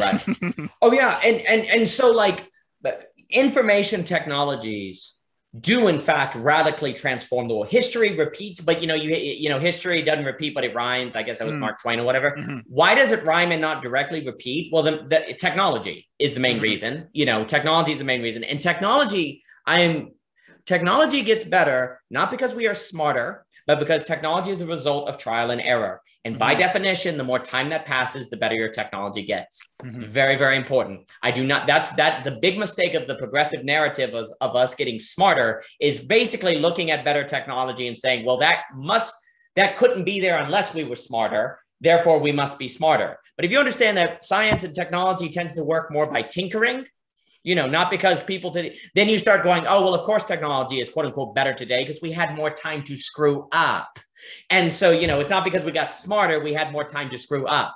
And so that's important. Technology, there is a certain sense in which history progresses technologically, right? But then this is a Faustian bargain because every technology brings pluses and minuses and trade-offs and different things. Like, one thing, I'm sorry to no, please give me so many thoughts. So I just this is maybe a dangerous thought, but I just connected your point of like this point about us not getting smarter, just trial and error, is like the progressive narrative inherently lends itself to the IC because it's like, oh, we don't have to try as hard anymore because we're just later in time. And it's like that is not going to turn out well if we literally, the further along in time we are, the lazier we can be. Yes. Oh no, I am a mass in the Creative Concord, which is why I try to argue that Marx sort of had a third class called the artifacts. Not to, you have to run the maker, the means of production, they own the means of production, but I think you also have to talk about the makers of the means of production, which Marx kind of blends with the proletariat, but I think that was a mistake. But there's absolutely an idea that if technology, the IC loves the idea that technology means we're smarter because it's done. We don't have to, we're smarter. We've done the work.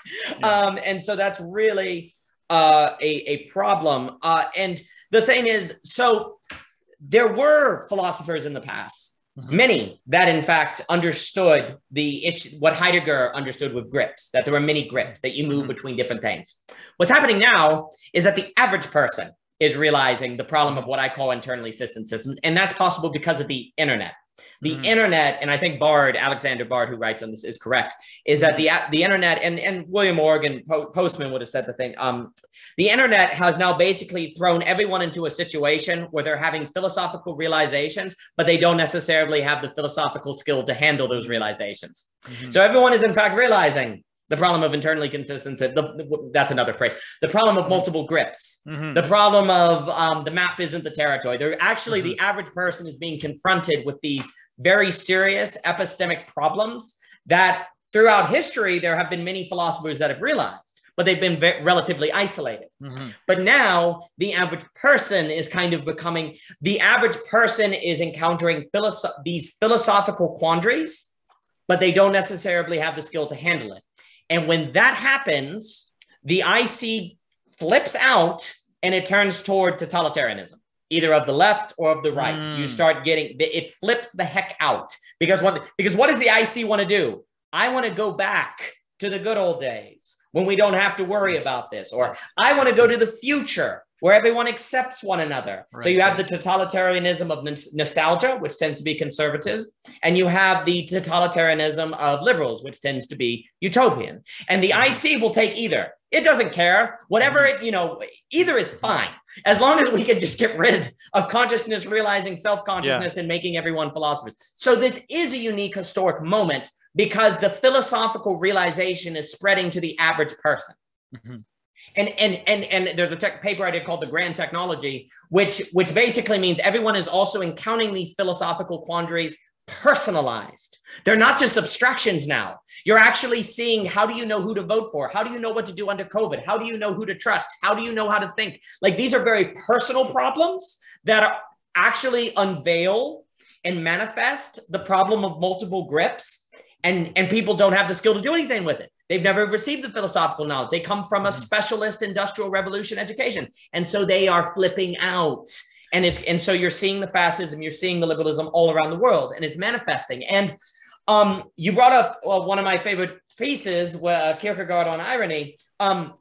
David Foster Wallace, who is very good on irony, warned that irony had run its course. He was basically saying we're becoming too ironic. If we go too far, it's going to be, because what's happening, irony is actually another example of the IC, because what most people who are ironists do, they're detached, right? That's not irony. Irony in literature is something much deeper. Irony is a result of a commitment that did not have the wisdom to see that the way, particularly the manifestation of that commitment was happening, would lead to its own downfall. And that was a big mouthful. But irony in a literary tradition only occurs in the place of commitment. It only occurs in the place of commitment. When the hero, the hero is trying to save the queen by stopping the villain Sam, and he kills Sam, but it turns out that the princess, that was actually her long lost brother. And now she's always has a grudge against the hero because he killed the brother. And so rather than the hero needed to figure out how to live with Sam, not kill Sam. And so he got the princess, but now there's a distance between them because he killed Sam, right? So you see that irony only occurred because the hero was committed to saving. There was no detachment. There was commitment. Meaningful irony occurs in the place of commitment, okay? But if we can just tell ourselves that irony is detachment, because we also culturally associate irony with a kind of depth, like you're deep if you're ironic, right? Okay, well, I can be deep without being committed.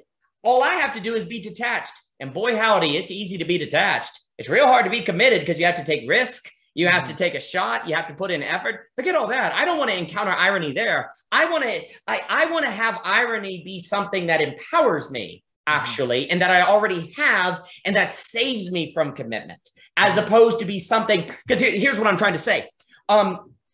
Basically, what literature tries to tell you is, if this is very, very general, wisdom is the ability to avoid irony. Wisdom is the ability to avoid irony. And what I mean by that, and you could even say philosophy is the ability to avoid irony, okay? Wisdom is the ability to say, hey, we know you are committed to X, but the wise person says commitment alone is not enough to get X, because the way you get X could actually result in you losing X. You could end up in a tragedy. Wisdom says, let's think about how you win the princess. Because if you do it in a manner that makes her hate you, or if you do it, let's say you're really strong, but you never develop empathy or emotional intelligence, sure, you'll marry her, but your marriage will suck because, you know, you don't have empathy or whatever. So wisdom is like, how do you avoid irony? Okay. So then here's what I'm getting at. In irony that emerges in commitment, thus screams at you that you need to learn wisdom. It screams at you that you need to learn wisdom. It also screams at you that intention is not enough. Like good intention is not enough. Just because you had a good intention doesn't matter. Wisdom also says good intention does not matter. Like who cares? Like, okay, like Augustine, he's like, there's no such thing as a bad intention, you idiots. Like no one intends something that they think is bad. What are you talking about? Like the fact you have good intention, that doesn't matter. That's actually the revelation of the phrase, hell is paved with good intention. That's really critical. There's no such thing as a bad intention. So the road to hell must be paved with good intention. Okay. Wow. Yeah. And and so wisdom knows that. Okay. It's like, hey, the road to hell is paved with good intention. So wisdom is the ability to avoid good intention for the good. Irony is when you fall into good intention instead of the good. But good intention always necessarily appears as good. Otherwise, you wouldn't fall victim to it, right? So wisdom is the ability to discern actual good from good intention, and good intention is the road to hell, okay? So irony from a place of commitment screams at you that you need to learn wisdom, okay? And you have to do work. But what does irony as detachment do? You already have wisdom. You already have insight. You already know it's a joke. You don't have to do anything. So the IC loves irony as detachment because one, you're wise just by being ironic. Anyone can be detached just like that. You don't have to do anything. I can be attached right now. You get popularity. You know, you get to stand outside. You don't have to commit. You don't have to take risk. You already have wisdom.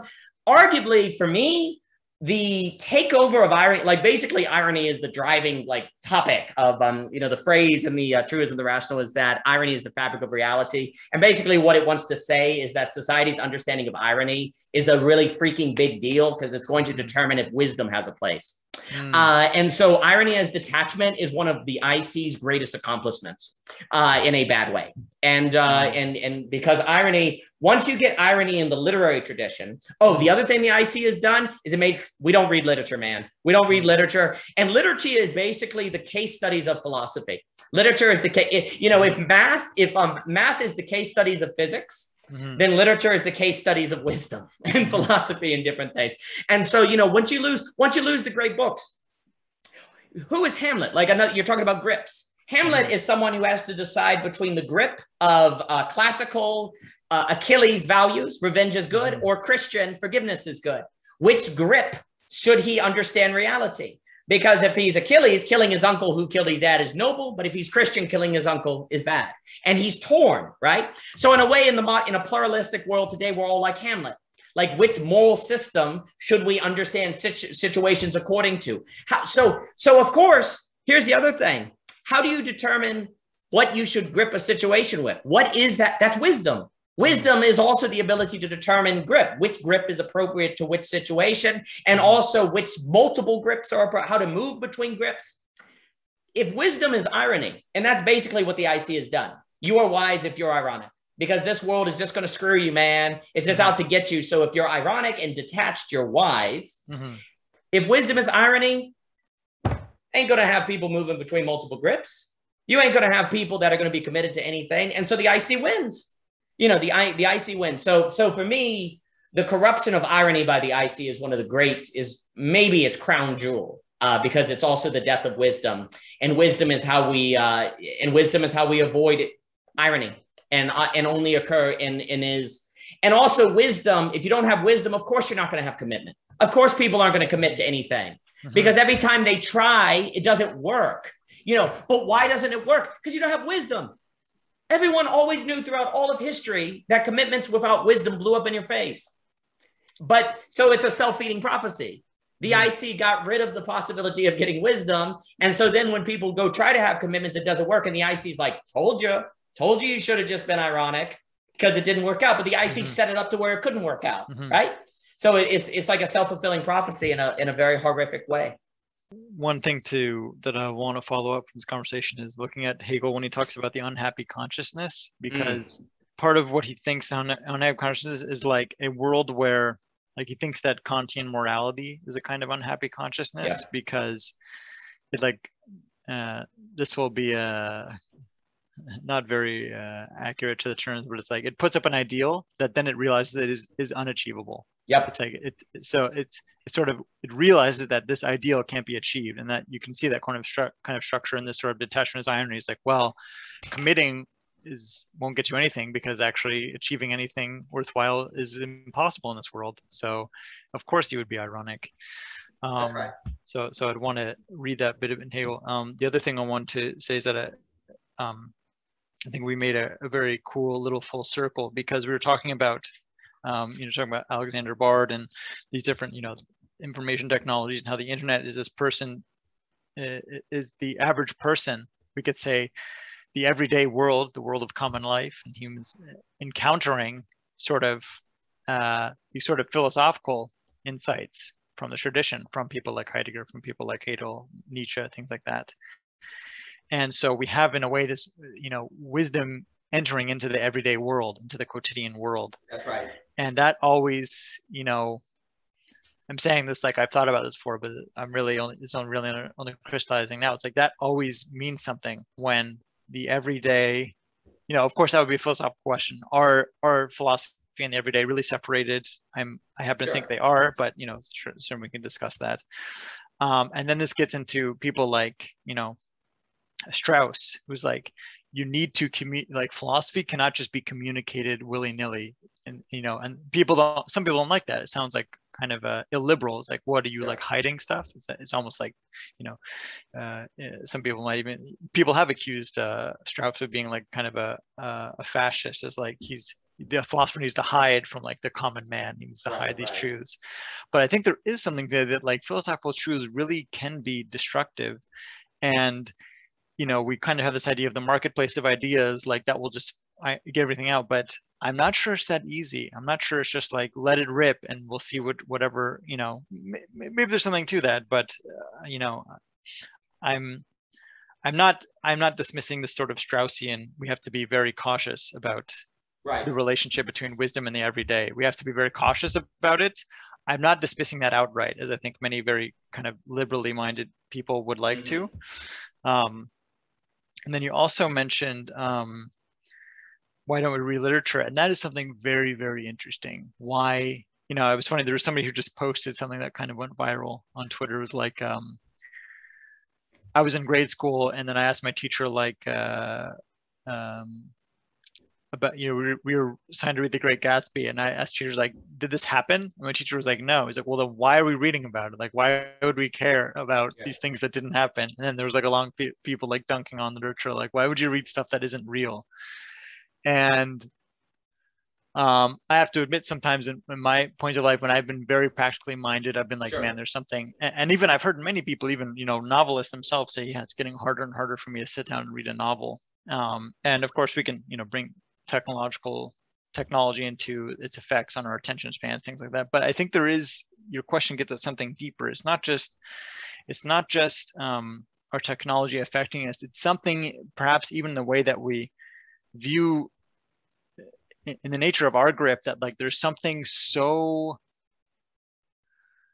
either boring or pathetic or pointless, or I don't know what the right word would be. There's something so ridiculous almost about like literature and poetry. That's also why, Heidegger really spoke to me more than Hegel in a way, because Hegel in a way thinks that philosophy will in some ways not get rid of art, but in some way overcome art essentially. And Heidegger, I think it's more complicated, the relationship between poetry and philosophy. It's not a one-way sort of hierarchy. And so that's why, because I really have found that poetry plays an essential part in my life, and I want it to, and I think it should, being a normative here, should have an essential role in every human's life. That's something I can't necessarily defend, but I believe that. But I don't have any ways to articulate why. And I also don't know, it's also hard for me to interpret why it's fallen so dramatically. I mean, you could just say like, oh, TV shows have replaced novels, but I don't think that's quite in get at it. There's something very deep that has happened to the human that it is almost allergic to literature and poetry. First, so one on Strauss, something I talk about all the time in Dante is, Beatrix, in one of the parts, he's like, he asked Beatrix, why won't you smile in the Paradiso? And Beatrix is like, because if I smiled, it would blow you up. Like, it's too wonderful until beauty. Until you get higher in the Paradiso, I literally can't smile without killing you. And there's this image too, where he's trying to explain the hiddenness of God, where it's like, if you look at the sun, okay? The sun actually kind of looks like it's trying to conceal itself. Like, and because the sun will like blind you. And if you look, this little orb appears, and there's almost like something about the sun trying to conceal itself for your sake. So likewise, God hides himself because if you unveiled himself, you would die, right? So likewise, Strauss seems to be saying something quite similar. He's like, hey, if the philosopher is too direct, that actually can overwhelm people, or actually people won't change in the reading of the text to meet the philosopher. And so they can't grasp it. So he's actually, what Strauss is putting forth is something more like Beatrix. He's not this hysteric code finding person. There's actually a kind of like wisdom. There's the social strategy of being a philosopher, which is kind of the topic. Okay, the philosopher is in common life. What's the social strategy to do it? And this sounds really terrible, but actually it's kind of obvious, because if you go to a party, there are certain etiquettes you have so that people don't hate you. Like when you're at work, there are certain etiquettes you have when you're at work. You say things to your best friends that you would never say to strangers. There's etiquettes. Basically, Strauss is talking about freaking etiquettes. It's not that he uses that word moderation and propriety all the time to exactly refer to that, and how in the pro seminar for the Millerman course with Justin Murphy, the Strauss course, this is what I talked about, is like Justin Murphy exactly played into my hands. A great guy, I love him, but I'm happy he knowingly like played into my hands of like, I see the philosopher as the free thinker, breaking apart customs, questioning social mores, all of these things. And I was like, yeah, I had that vision too, of like, that's what a philosopher should be, like radically sort of like challenging all norms. But Strauss really made me think about that. Like, is that what wisdom is? Just sort of totally shirking all the etiquette and propriety of your society? Or does the philosopher recognize like this is something to be considered too? The very nature of etiquette and customs and moderation, these norms are not something in the way of truth. Perhaps they are actually conducive to it in some way. But that's a very radical thought, I think, for the liberal mind. Well, and unfortunately, the phrase critical thinker has contributed to that problem, because the assumption there is critique is the source of wisdom, not observation. But David Hume would say sometimes, actually observing the tradition. Strauss would say observing the tradition is sometimes what's called for, but not always, because there are some times where the tradition contributes to racism, bigotry. So you want to stop that. So critique. So I like dynamic thinking, where you're sometimes observing traditions, sometimes you're critiquing traditions. But why do you critique us? Like, when I give people the short stories, my wife and I, and we ask for critique, why am I doing that? To make it better, not so that they rip it in two, right? So likewise, critical thinking always is supposed to have an observing, reverent element to it. And that's what the Scottish Enlightenment was so good on. Strauss, from my reading of Strauss, very much fits into the Scottish Enlightenment in my take. Yeah. And the Scottish Enlightenment is a very complex, like David Hume, who's viewed as the radical skeptic. I have a lot that I could say on Hume that I've said a lot, and I will absolve myself that temptation. But the Scottish Enlightenment is super important. You also mentioned something about I'm going to avoid this as well, but it's also a really interesting point. It's really critical to realize that when David Hume and Adam Smith are talking about capitalism, and remember, David Hume wrote a lot on capitalism as well. Their understanding of the free market is where basically people who are buying and selling to one another are meeting face to face. And so market transactions always had, and it always developed empathy simultaneous. They may have something different to say about a corporate world where we're now exchanging with people who we don't necessarily develop empathetic relationships with. Mm-hmm. And I think this gets into a lot of what Johannes is getting into. Like when we talk about the invisible hand, there's kind of this idea that the invisible hand will necessarily do what's good. Mm-hmm. Well, if everyone who composes the invisible hand generally has empathetic relationships, sure. And in David Hume and Adam Smith's time, that would have been the case. Mm-hmm. But what about now? Like, we don't necessarily develop empathy with the people who are making our tennis shoes in the factories in Africa and different parts of the world because we never see them.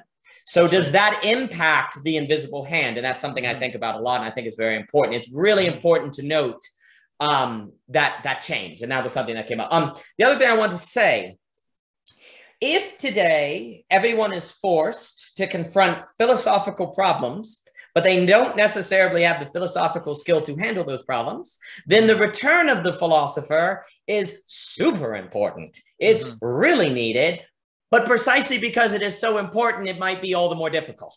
You know, it might be all the more difficult to give the people what they need, precisely because the very encountering of the philosophical problems, say COVID, or all the philosophical problems that COVID brings, makes people so anxious and rigid in their political affiliation. And they actually, it's the backfire effect where they become more rigid in their thinking. It might be more difficult to give them philosophical wisdom. So there might be this problem where the more people encounter philosophical problems without philosophical knowledge, the more hard it is to then give them philosophical knowledge because they already have certain confirmation biases, psychological gymnastics that occur that make them more cut off from receiving philosophical wisdom. So we may have a situation where it is more imperative than ever before for philosophical people to return to common lives, and yet it is more difficult than ever before to spread that knowledge. And that probably is the case,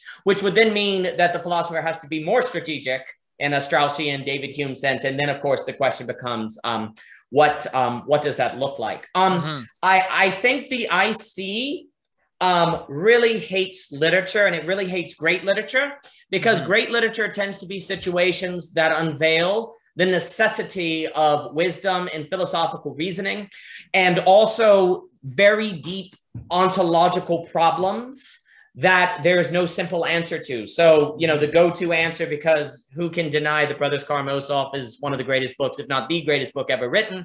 Let's take the character, the Ivan Karamazov. And I would just ask the question, can we even imagine a book being written today like the Brothers Karamazov? Can you even imagine it? Because if you can't imagine it, then the IC has made a terrible accomplishment, right?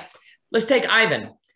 One of the great horrific mistakes, and I think I mentioned this to Daniel Zaruba, we attribute the phrase, if everything was permitted, you know, if God didn't exist, everything would be permitted. We attribute that to Alyosha. Very critically, it's actually Ivan who earlier in the book says, if there was no eternity, there could be no immortal values or something like that. So Alyosha is actually paraphrasing Ivan. This is really important, because what does Ivan get really upset about? The death of children and the Grand Inquisitor and the turning in. But what does this mean? This means that Ivan's very fury at the death of children, the fury he feels toward God for the death of children, is only possible because God exists. If God didn't exist, then Ivan could not be mad about those children being killed. He could not want to turn in his ticket. It's really critical. The Grand Inquisitor is not an argument that God doesn't exist. It's an argument that God got it wrong. It's a very important distinction. And that's why Ivan loses his mind, because he gradually starts losing his mind. And Brothers Karamazov was supposed to be book 1 of 7 in a series called The Great Sinner. Probably would have, God was like, nah, the world's not ready for that. Come on, Dos. You know, you got to come back. But Ivan is a character that is caught in this incredibly deep ontological tragedy, where the very feeling that God got it wrong requires there to be a God to think that God got it wrong. Great literature is going to present you with Hamlet. It's going to present you with Othello. It's going to present you with the Thomas, Crying Lot, Odium Mass. It's going to present you with those, all of which literature didn't happen, but it's true. Hamlet didn't exist, but he's more human than you and me. That's always the problem. That's Harold Bloom and Shakespeare, right? The problem with Shakespeare is they're actually more real than us. And they're actually more real. That's the problem. That's why IC hates literature, because great literature, it has no problem with the Da Vinci Code. You know, IC has no problem with crap fiction. In fact, it loves crap fiction because then that can sweep in, seem to be good fiction, and all the great literature is lost. So IC loves crap fiction. Great literature forces you to acknowledge the deeper dimensions of reality, which the moment you accept those, well, then your life can't be the same. And you have to work and you have to think of life in those terms. So that the IC hates literature. It absolutely despises it. It wants nothing to do with it. Now, on the flip side, I do think there are some good film directors that are bringing up some great things. I do like Christopher Nolan. I think he's wonderful. But there, can we imagine, like, what is T.S. Eliot in the Four Quartets, Burnt Norton, when he's talking about the part at the very beginning where the water, you know, he looks down in a pool and it's completely dry. And then he says something like, and the water came out of the light and the sun rose toward me. It's really confusing. The whole beginning of Burnt Norton is very confusing. What he's saying is, you know, he has this part where he says time past and time present are all together and time future and different things. What he's doing at the beginning of Burnt Norton is he's describing all layers of time simultaneous. It's very similar to Time Passes and Virginia Woolf to The Lighthouse. Like all layers of time are simultaneous. Okay, so if there is, that's a wonderful image for the absolute in Hegel, right? This kind of T.S. Eliot, what he's doing there, that helps you describe the absolute. Well, if the IC has convinced you that there is no absolute, there's only the truth. If the IC has convinced you that there is everything that is the case, but there is no everything that is the case plus you, well, then you don't need poetry. You don't need someone to come up with lines like T.S. Eliot. What function does that have? What function does Wallace Stevens' Note to a Supreme Fiction have? It doesn't. It doesn't contribute to the truth. But it does contribute to the absolute. It does contribute to you understanding the absolute. But if you don't, but the IC, the whole goal of the IC is to make you think there is no absolute. There's only the truth, as I was saying with Dr. Lass. You know, there's only the collection of everything that is the case. Well, then poetry, literature, all these things, they logically have no function. They don't matter. They're there for pleasure. They're there to feel good, and they don't feel good. So they're really bad at what they do. So I'm just going to watch some freaking movies. So literature, so that's what's going on. I mean, also too, it doesn't help that everyone basically was taught literature in the most horrific fashion imaginable that makes everyone hate literature. Because you're basically, when you went to school, you were giving tests on the characters in the Brothers Karamazov. You were given like plot points. Basically, you were made to take the book and reduce it to a collection of facts and trivia questions. You probably didn't have a teacher that said, hey, let's talk about Hamlet being split between Achilles and Christ. Hey, let's talk about the problem with a conspiracy is that it has the same structure of a truth. And if you're in a Thomas Pynchon novel, you can't tell if something's a conspiracy or the truth without going into it. But once you go into it, you can't come out. You know, you can't come out, right? Let's talk about that. Well, suddenly Thomas Pynchon becomes really interesting. Suddenly he's really relevant, isn't he? Suddenly he has something to do with QAnon and all that stuff. That's all Thomas Pynchon, baby. That's Crying Lot of 49, 20 or so years ago. If we're talking about Hamlet as a split between Athens and Jerusalem, that sounds like pluralism. That sounds like the global neoliberal world today. Oh, that's interesting. Suddenly it matters. That's right. But, you know, if you're just taught what was the, you know, name me the three main plot points of Hamlet, well, you're like, frick, I don't care. Yeah. So the IC hates literature. Basically, the IC hates any art that has philosophical stakes. I mean, you know, and this applies to painting. Like my big thing is bringing philosophy back to literature because that's why it's died. Like once you get rid of the big questions, once literature is not about like stuff that matters, why? Why would you do it? Like, of course you wouldn't. That's right. You know, so it's only rational that a lot of people don't read literature because most of the stuff coming out is sex. I think Remains of the Day by Ishiguro is a great novel. I'm no you know, I think that's a masterpiece. But I think I prefer the Pale King sections of that to Infinite Jest. I really prefer Wallace's essays, but I do like his short stories, Hideous Men. Well, because literally the agencies and the publishing companies have been captured. Oh, totally. You know, so you can't have philosophical literature, and so it's a disaster. So I think the IC hates literature. It definitely does. I might have to. I understand. I kept you for 2 hours. It's like 11 at night. No. This is mutual. There's no keeping. You're a gentleman. So this is great. Yeah. You said trying to find. I'm fairly certain it's Goethe who said. I think of one of his early novels, like none of it happened, but it's all true. And then because I'm preparing for my trip to Sicily, which is where Goethe apparently had his feeling for Greek life awakened, was in Sicily. So I was reading his diaries of traveling in Sicily, and then apparently afterwards, people were like, your travel diary seems, perhaps you embellished a bit, like it seems a little too nice. And he's like, and his line was, my travel book was both entirely truthful and a graceful fairy tale. So I love that because that to me gets at something of the essence of like I mean, it's a more expansive notion of truth. It's like, sort of that tweet I was talking about, people are like, well, if this novel isn't about true events, then why do I care about it? All of that is the loss of the absolute for the truth. Like I was saying with Dr. There is no role of literature in the truth, if that's everything is the case, but there's very much a role of it in the absolute. That's right. Absolutely. Great stuff, Daniel. Well, we should certainly talk again. This has been delightful. Thank you. I've taken a whole, multiple pages of notes. So yeah, I got like all these different things here. If I write it, like it was really lovely to speak with you, because I've been trying like this instinct collective. Like this IC, that I really want to get that. And you see it in dictionaries, like the history of word. I think like dictionaries unveil the operation of IC to save energy, to save energy and to keep us from being killed by the mob. Like Socrates, the man in the cave. So anyone, Lew, thank you so much for your time. I appreciate it very much, sir.